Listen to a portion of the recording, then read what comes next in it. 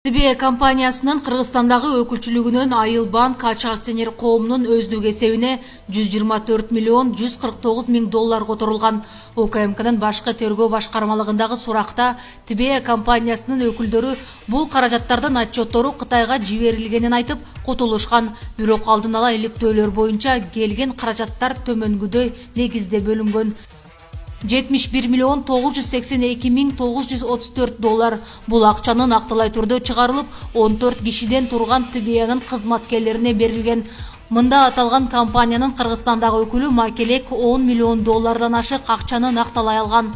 Алар бул каражаттар административдик чыгымдарга кетти дешкени менен документалдык түрдө тастыктап бере алышкан эмес. Учурда Кытайдын бул жарандары бүт баары өлкөдөн чыгып кетишкен. 18 миллион 767 миң 220 доллар.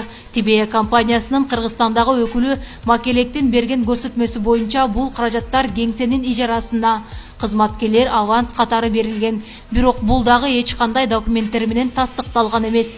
9 миллион 779 миң 560 доллар.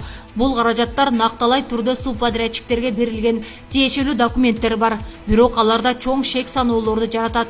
8 миллион 861 миң 538 доллар ТБ компаниясынын жумушчуларынын тамак ашына которулган. 2 миллион доллар Калыс Ордо жаңы конушундагы орто мектепти курууга которулган. Бул боюнча да учурда кылмыш иши козголуп, мурдагы мэр Кулматов сурак берүүдө.